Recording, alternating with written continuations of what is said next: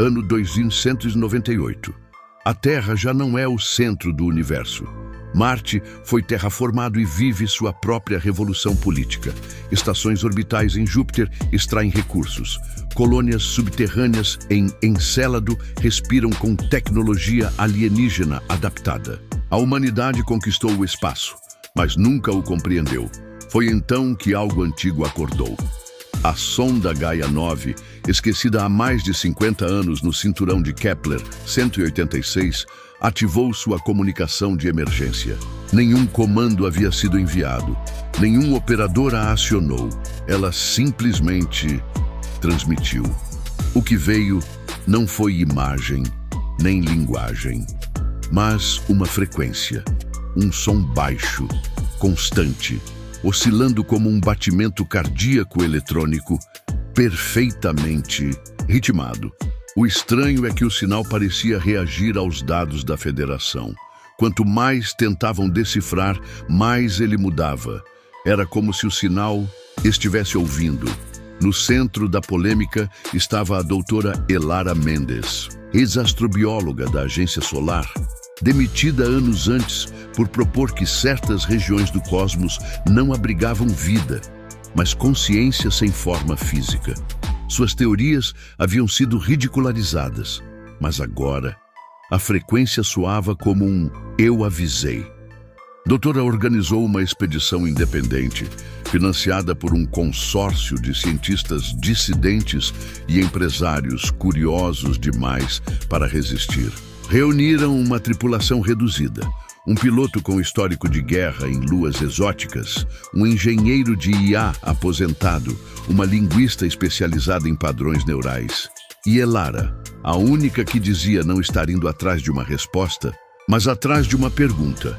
A bordo da nave Lumen, eles partiram sem a bênção da Federação. O trajeto até o ponto exato de origem da frequência levou 8 meses em dobra espacial. E durante esse tempo, algo começou a acontecer. A frequência ficou mais clara quanto mais se aproximavam. Ela não era apenas um som, era um código em camadas, uma sequência de pulsares e ecos que, ao serem analisados pela IA da nave, formavam padrões similares ao sono REM de um cérebro humano. Elara fez uma anotação em seu diário de bordo. Não estamos indo até uma estrela. Estamos indo até algo que sonha. E mesmo antes de chegarem, todos sabiam. O que quer que estivesse lá, já sabia que eles estavam vindo. O que deveriam encontrar no ponto final da frequência era uma estrela, apagada, morta, engolida pela própria gravidade milhões de anos atrás. Mas o que viram foi nada. Literalmente nada, um vazio absoluto. Sem massa detectável, sem radiação, sem luz de fundo. Era como se o próprio universo tivesse sido removido dali, criando um buraco não físico, mas existencial. E mesmo assim, no centro disso algo flutuava, uma estrutura colossal, escura como obsidiana molhada, com superfície irregular e contornos levemente orgânicos, como um exoesqueleto. Ela girava lentamente sobre seu próprio eixo. Nenhum ponto de entrada visível, nenhuma atividade térmica, nenhum sinal de vida. Mas era dali que o sinal pulsava. Ao se aproximarem, os sistemas da Lumen começaram a apresentar falhas. Pequenas no início, botões que não respondiam, telas que piscavam com fragmentos de texto ilegível, até que os ruídos começaram. Vozes, palavras embaralhadas, risos, nomes, os nomes da tripulação, ditos no exato tom de voz deles mesmos, mas gravados antes que qualquer um tivesse falado. O engenheiro Jacob tentava manter a calma, mas quando ouviu sua própria risada vindo dos alto-falantes e depois o som de sua morte, como se já tivesse acontecido, ele travou. A nave não respondia mais a comandos manuais. Então, no centro do painel, uma única frase apareceu, em letras brancas sobre fundo preto. Vocês já estão aqui. Elara sentiu algo estranho, uma pressão nos ouvidos, como se o tempo estivesse desacelerando. Relógios internos marcavam horas diferentes. Um dos tripulantes disse que já estavam ali há 2 dias. Outro jurava que haviam acabado de sair da dobra. Um teste de campo foi feito. Jacob foi enviado com um drone para medir o tempo real fora da nave, mas ele nunca retornou. Nem grito, nem corte de sinal. Ele simplesmente desapareceu. A câmera do drone transmitiu por alguns segundos. Mostrava Jacob de pé, de costas, olhando para a estrutura. E então, ele virou lentamente para a câmera e sorriu. Os olhos dele estavam completamente pretos. E atrás dele, a estrutura se abriu. Não como uma porta, mas como uma ferida. Uma rachadura viva, pulsante, que exalava uma névoa dourada. E por dentro, algo se movia. Não havia forma, apenas presença. A linguista começou a chorar sem explicação. Disse que ouvia uma canção, que a estrutura estava falando, não com palavras, mas com memórias. E naquele instante, a tripulação entendeu. Aquilo que flutuava ali não era uma nave, não era uma ruína, era uma consciência, uma mente antiga, adormecida e faminta. A rachadura na estrutura cresceu em silêncio. Ela não produzia ruído nem luz, mas conforme se abria, todos os sensores da Lumen congelaram. Temperatura, pressão, magnetismo, tudo zerou. Como se o espaço ao redor tivesse parado de existir. E então a estrutura o chamou. Não com palavras, mas com lembranças. Cada um da tripulação foi acometido por imagens que não estavam ali fora, mas vinham de dentro deles mesmos. O piloto enxergou sua mãe, morta na explosão de Titã 4, parada no corredor da nave, viva, chamando seu nome. A linguista ouviu a risada da filha que nunca nasceu, e Elara viu a Terra, como era antes. Azul, silenciosa, intacta. Mas algo estava errado.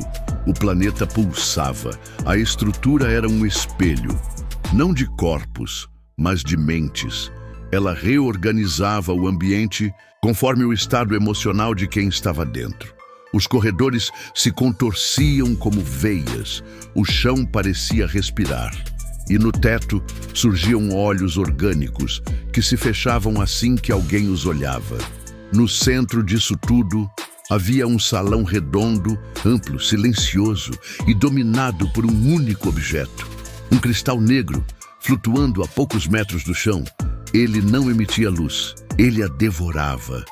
Toda a energia que se aproximava desaparecia no ar. Nenhum scanner conseguia definir sua massa, forma exata ou material. Mas ele vibrava. E com cada vibração, uma palavra brotava na mente de Elara. Palavras que não vinham de fora. Eram dela.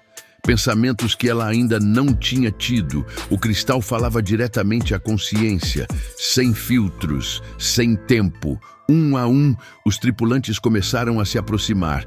E um a um, eles desapareciam. Sem explosão, sem dor. Eles tocavam o crystal. E eram absorvidos, mas não de forma hostil. Era como se aceitassem, como se aquilo fosse inevitável. Elara tentou detê-los. Gritou, correu, suplicou. Mas ninguém ouvia mais. Eles pareciam em transe. E no fundo, ela entendia. Algo naquele lugar acolhia o que restava de cada mente humana, como se completasse algo faltando. Quando Elara ficou sozinha, o cristal flutuou até ela. E antes que ela pudesse reagir, uma voz suave, sem boca, sem eco, preencheu sua mente. Você não nos descobriu, nós permitimos ser encontrados. O chão desapareceu, a luz sumiu, e a última sensação que Elara teve foi de que ela não estava mais em seu corpo, ela estava em milhões. 31 dias depois, a nave Lumen reapareceu, sem chamada, sem aviso. Apenas deslizou para a órbita da Terra, como se tivesse seguido uma rota de retorno programada, que ninguém jamais definiu. foi detectada por radares civis e pousou com precisão cirúrgica numa base de quarentena no Alasca.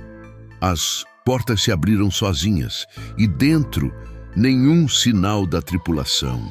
Os bancos de dados da nave estavam quase totalmente apagados.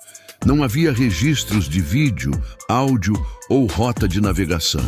Nenhum log da missão, nenhum vestígio de Elara ou dos outros, exceto um único arquivo, encriptado em um formato que nenhuma inteligência artificial da Federação conseguia descriptografar. O arquivo se chamava Renascimento 01. Depois de semanas de tentativas, a IA da base conseguiu converter o conteúdo em uma forma interpretável.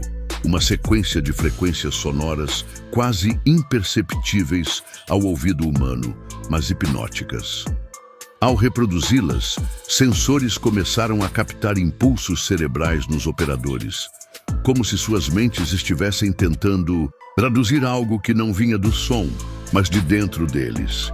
E então, o significado apareceu.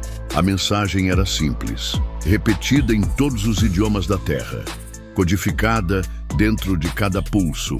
Toda espécie precisa nascer 2 vezes. No dia seguinte, uma engenheira responsável pela análise do sinal desapareceu durante seu turno. Ela foi vista pela última vez encarando a tela do cristal que representava a frequência. Mas a câmera de segurança captou algo que ninguém soube explicar. Por um instante, o reflexo dela piscou antes dela. A Federação entrou em estado de sigilo absoluto. Mas já era tarde. O sinal havia se espalhado. Algumas pessoas começaram a ouvir a frequência em seus sonhos, outras a desenhar em cadernos, mesmo sem saber o que era. E em diferentes pontos do planeta, crianças recém-nascidas começaram a emitir um ruído baixo, ritmado, idêntico ao da Gaia 9, a última frase. Registrada no arquivo, uma linha oculta no código dizia apenas: "Não estamos vindo, já estamos aí, estamos aí."